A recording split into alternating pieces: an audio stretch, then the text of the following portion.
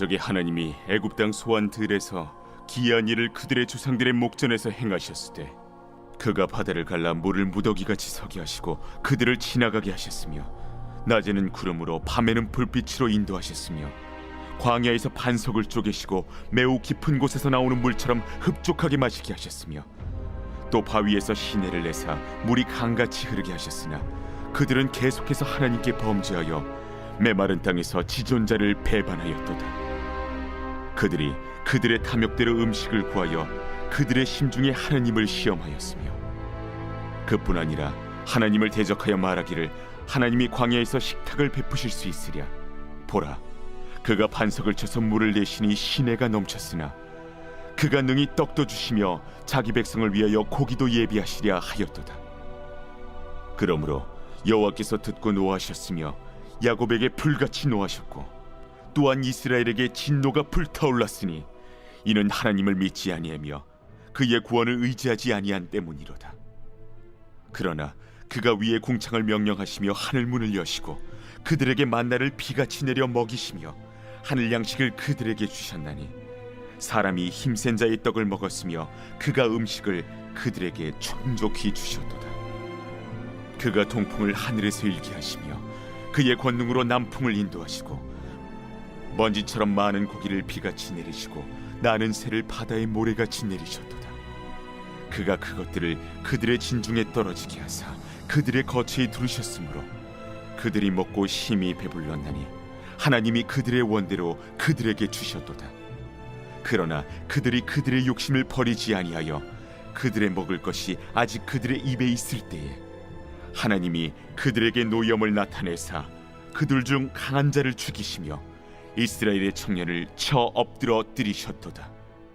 이러함에도 그들은 여전히 범죄하여 그의 기이한 일들을 믿지 아니하였으므로 하나님이 그들의 날들을 헛되이 보내게 하시며 그들의 횟수를 두려움으로 보내게 하셨도다.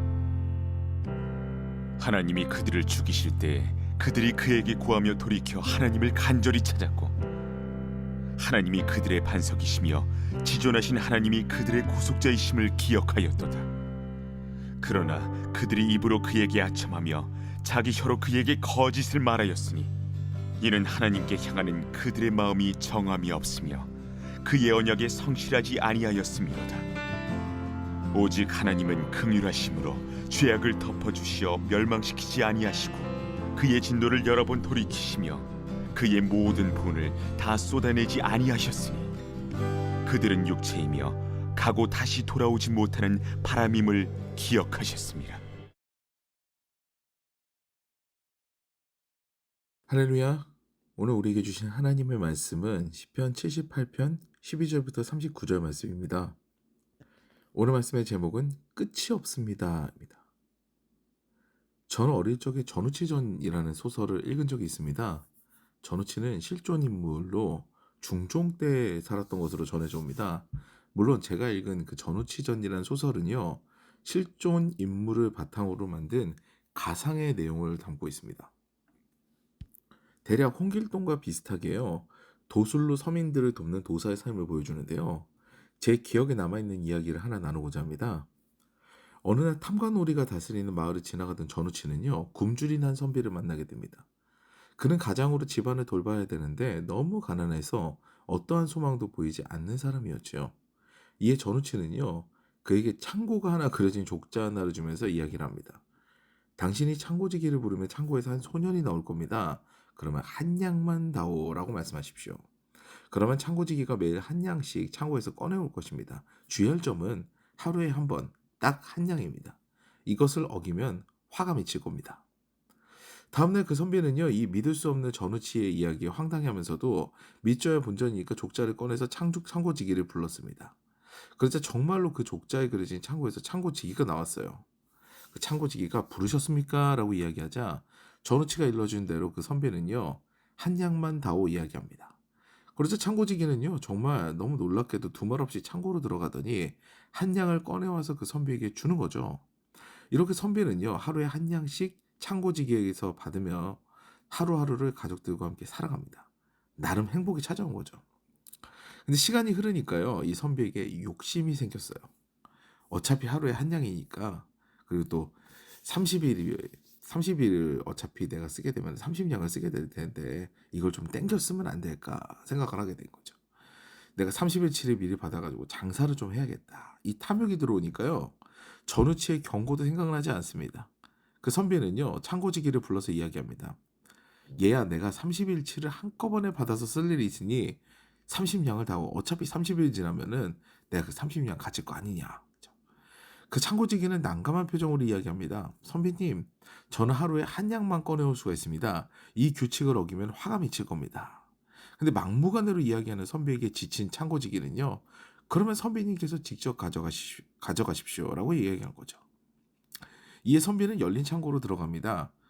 그곳은 온갖 재물과 양식이 가득한 곳이었어요. 이렇게 뭐 창고에다가 재물을 쌓아놓고 있으면서 왜 나에게 이걸 주지 않았을까 이렇게 투덜대면서 선비는요 30냥을 챙깁니다. 그리고 창고문을 나서려고 하는데요. 창고문이 열리지 않는 거예요. 그래서 힘을 줘서 활짝 열어보니까 이상한 곳이 나옵니다. 자기 집이 아니에요.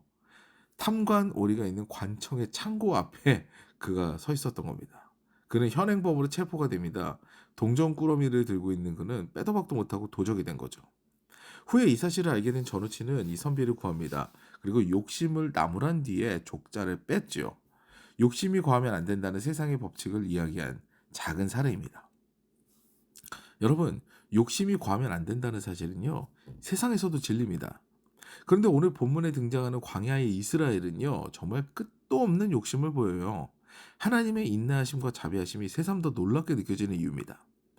출애굽 이후에요. 그들은 홍해의 기적을 목도합니다. 하나님의 전능하심과 위대하심을 경험하죠. 그 뒤로도 하나님은요. 그들을 세심하게 살피시는데 13절 14절 말씀 보시겠습니다. 그가 바다를 갈라 물을 무더기같이 서게 하시고 홍해 사건이죠. 그들을 지나가게 하셨으며 낮에는 구름으로 밤에는 불빛으로 인도하셨으며 그런데 그뿐이 아닙니다.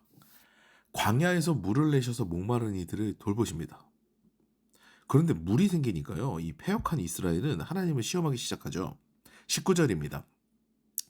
그뿐 아니라 하나님을 대적하여 말하기를 하나님이 광야에서 식탁을 베푸실 수 있으랴? 보라 그가 반석을 쳐서 물을 내시니 시내가 넘쳤으나 그가 능히 떡도 주시며 자기 백성을 위하여 고기도 예비하시랴? 하였도다. 물은 주셨는데 떡도 주시고 고기도 줄 수 있을까? 그건 힘들 거야 라는 이야기죠. 분노한 하나님께서는요. 이스라엘 백성들이 하나님을 믿지 못한다는 사실에 실망하십니다. 그럼에도 불구하고 하나님은 24절부터 29절까지 표현대로요. 그 불신이 가득한 이스라엘 공동체에 아침마다 만나를 내리시고 메추라기 떼를 보내셔서요. 떡과 고기로 충분하게 먹이십니다. 그런데도 그들은 불평이 끝이 없어요. 근데 너무 놀라운 사실은요. 그런데도 하나님께서는 그들을 버리시지 않는 그런 자비로우신 분이라는 거예요. 연약한 그들을 끝까지 돌보시죠. 38절 39절입니다. 오직 하나님은 긍휼하심으로 죄악을 덮어주시어 멸망시키지 아니하시고 그의 진노를 여러 번 돌이키시며 그의 모든 분을 다 쏟아내지 아니하셨으니 그들은 육체이며 가고 다시 돌아오지 못하는 바람임을 기억하셨습니다. 이같이 하나님의 사랑은요 연약한 이스라엘을 충분히 덮습니다. 과한 욕심, 정말 끝이 없는 그 욕망 가운데서 하나님은요 인생의 필요를 채우시고 그 연약함을 안아주시는 말 그대로 정말 놀라운 하나님이시죠. 사랑하는 여러분, 하나님께서 우리를 사랑하시고 모든 것을 주시는 분임을 알고 나면요 우리는 그 사랑을 아는 자답게 살아야 합니다. 결코 그 사랑을 이용하여서 내 필요를 채우는 일을 하면 안 되죠. 그 사람됨의 도리를 지키며 하나님을 신뢰할 때요 하나님께서는 우리를 사랑하시되 날마다 우리의 삶에 은혜를 더하실 겁니다. 오늘도 주님의 그 은혜와 사랑으로 충만한 하루를 시작하시는 저 여러분 되시기를 주님의 이름으로 축원합니다.